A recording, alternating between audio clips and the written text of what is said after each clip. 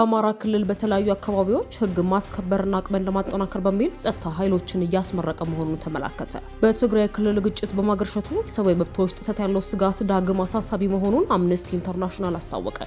የኤርትራ ወይንም ሻዕቢያ ወታደራዊና ሲቪል አመራሮች እንዲሁም የድንበር አካባቢ ነዋሪዎች ሉዓላዊ ድንበር ተሻግረው በኢትዮጵያ የትግራይ ክልል ጉልመሃዳ ወረዳ ዝባን ሁጻ በተባለ ስፍራ ተገኝተው ነበረ። ይህ ሆነው እሁድ ሐምሌ 26 ዓ.ም ነው። የቮይስ ኦፍ ኢትዮጵያ ቤተሰቦች ሰብስክራይብ ማድረጋችሁን እያስታወስናችሁ በዝርዝር ወደምንመለከታቸው ጉዳዮች እናልፋለን።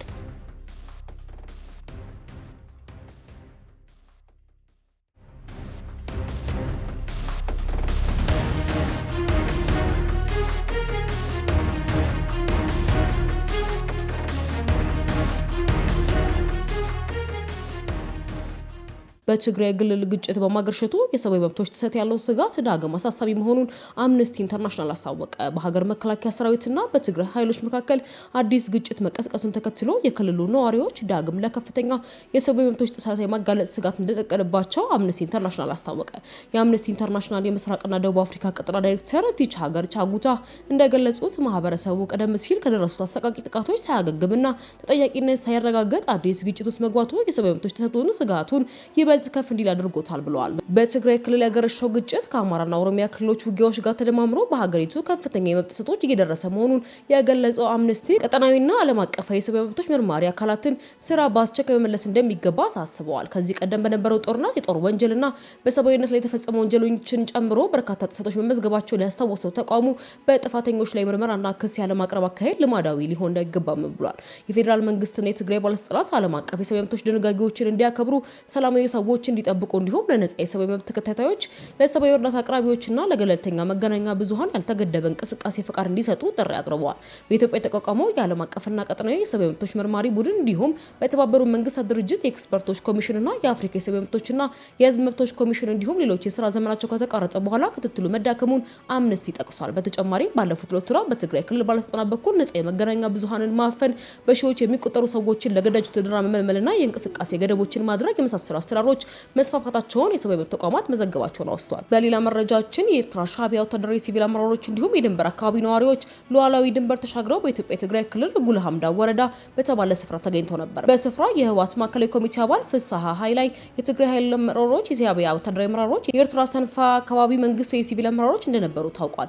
የትግራይ ክልል መገናኛ ብዙሃን የህዝብ ለግንኙነት መድረክ ተካሂዷል ሲል ዘግቧል። ከኤርትራ የመጡት የሰንፋ አስተዳዳሪ አቶ እንድሪስ አሊ የኤርትራና የትግራይ ህዝቦች በታሪክ በባህል በማንነት የተሳሰሩ ናቸው። አሁን በሁለቱ ህዝቦች መካከል የልማት እንጂ የጥይት ድምጽ ሊሰማ አይገባም ብለዋል። የህወሓት ማዕከላዊ ኮሚቴ አባል ፍስሐ ኃይላይ የህዝቦቹ ታሪክ፣ ባህል፣ ማንነት አንድ መሆኑ እንደተጠበቀ ሆኖ አብሮ በሰላም መኖርና የመስራት ባህል አላቸው። የጋራ ጥላት ሲገጥማቸው አብሮ ታግለው የሚያሸንፉ መሆናቸውን የደርግን ስርዓት ለመጣል የተደረገው ትግል አብነን ነው ብለዋል። በአብሮነት ጉዞ ውስጥ ችግሮች አልነበሩም ማለት ባይቻልም ዋናው ነገር ሁለቱ ህዝቦች ችግሮቻቸውን አርመው እንዳይደግሙ ከልብ ከሰሩና በመጪው ድላቸው ላይ አብረው ከወሰኑ የተሻለ ሰላምና ማረጋገጥ ይቻላል ሲሉም ገልጸዋል። የጽምዶ እንቅስቃሴ አካለው በተባለው በዚህ ግንኙነት የኤርትራ ወይንም ሻዕቢያ ወታደራዊና ሲቪል አመራሮች ድንበር አልፈው ጉልሃምዳ ወረዳ ሲገቡ አቀባበል በተደረገላቸው ወቅት የትግራይና ኤርትራ ህዝቦች የሰላምና ልማት ጥምረት ወይንም ጽምዶ የሚል መልእክት የያዘ ባነር ከፊት ለፊት ታይቷል። የቀድሞ የትግራይ ጊዜያዊ አስተዳደር ፕሬዝዳንት ጌታቸው ረዳ ከወራት በፊት ከሻዕቢያ ጋር የሚደረግ ግንኙነት እጅግ የከፋ መዘዝ ይዞ እንደሚመጣ ሲያስጠነቅቁ ነበር። ሌላኛው በትግራይ ጦርነት ወቅት የፊት ወታደራዊ አመራር የነበሩ ሌተና ጀነራል ጻድቃን ገብረትንሳኤ ከወራት በፊት የህወሓት አመራሮች የወንጀል ስራቸውን የቀድሞ ጦርነት የገባበትን ውሳኔ ጨምሮ ለመሸፈን ከሻዕቢያ ወይም ከኢሳያስ መንግስት ጋር ሽርክና ጽምዶ በመፍጠር ጦርነት ለመቀስቀስ እየሰሩ ነው ብለዋል። የትግራይ ጄኖሳይድ ኮሚሽን ባጠናው ጥናት በትግራይ ጦርነት ወቅት 75% የግፍና የወንጀል ስራዎችን የሰራው የኤርትራ ሰራዊት እንደሆነ በመመልከት ከኢሳያስ ጋር በተባበር ጽምዶ መፍጠር ጥፋት እንደሚያመጣ በማመን ህዝቡ የሚደግፈው ተግባር እንዳልሆነና አደገኛ መዘዝ ይዞ ሊመጣ እንደሆነ አስጠንቅቀው ነበር። የቮይስ ኦፍ ኢትዮጵያ ቤተሰቦች ዳግም ሰብስክራይብ ማድረጋችሁን እያስታወስናችሁ በዘገባችን እናልፋለን።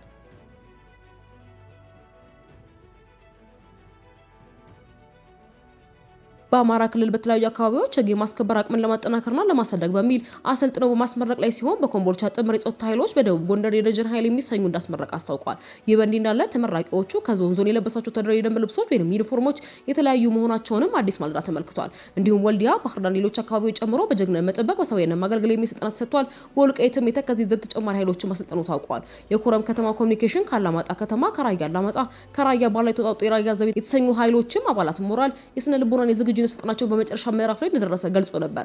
የክልሉ ኮሚኒኬሽን ዘው ባወጣው መረጃ መሰረት በደቡብ ወሎ ጊምባ ወረዳ ኮምቦልቻ፣ ሰሜን ወሎ፣ ደቡብ ጎንደር፣ ደብረ ብርሃን፣ ባህር ዳር ስልጠናዎች መከናወናቸውን ተመልክቷል። የህዝብና ሰላም ደህንነት አስተማማኝ ለማድረግ እንዲሁም የህግ ማስከበር አቅምን ለማጠናከር በኮምቦልቻ ከተማ አስተዳደር፣ በሰሜን ወሎ ዞንና በወልዲያ ከተማ አስተዳደር ሲሰለጥኑ የቆዩ ጥምር የጸጥታ ኃይሎች ማስመረቁን የአማራ ክልል ኮሚኒኬሽን ገልጿል። በተመሳሳይ መልኩ የክልሉ ኮሚኒኬሽን ባጋራው መረጃ በጀግንነት መጠበቅ በሰብአዊነት ማገልገል በሚሉ መሪ ቃላት በሰሜን ወሎ ዞን በወልዲያ ከተማ አስተዳደር ሲሰጥ የነበሩ የጸጥታ አካላት ስልጠና መጠናቀቁን አስታውቋል። በዚህ የምረቃ ስነ ስርዓት ላይ የሰሜን ወሎ ዞን ብልጽግና ፓርቲ ቅርንጫፍ ጽሕፈት ቤት ኃላፊ ከድር ሙስጠፋ ጀግንነት ሀገርን ከመስዋዕትነት ባሻገር በሰብአዊነት ተጎዱትን መንከባከብ ጭምር ነው በማለት ሰልጣኞች ባገኙት ወታደራዊና ሰብአዊ ስልጠና ሀገርን የመጠበቅ አደራቸውን እንዲወጡ ጥሪ ቀርበዋል። እንደ ኮሚኒኬሽኑ መረጃ ከሆነ በመረቃ ወቅት አስተያየቶቻቸውን የሰጡ ተመራቂዎች በስልጠናው ያገኙት ወታደራዊ እውቀትና ክህሎት ለተሰጣቸው ተልዕኮ በቂ ዝግጅት እንዳጎናጸፋቸው በመግለጽ የህዝብን ሰላምና ደህንነት ለማስከበር በታማኝነት እንደሚሰሩም ቃል ገብቷል ብሏል።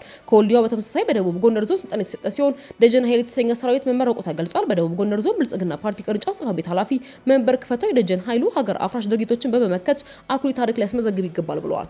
የቮይስ ኦፍ ኢትዮጵያን ቤተሰቦች ዳግም ሰብስክራይብ ማድረጋችሁን እያስታወስናችሁ በሌላ ዲጂታል ቴክኖሎጂዎች ዳግም እስክንገናኝ ድረስ በደህና ቆዩ።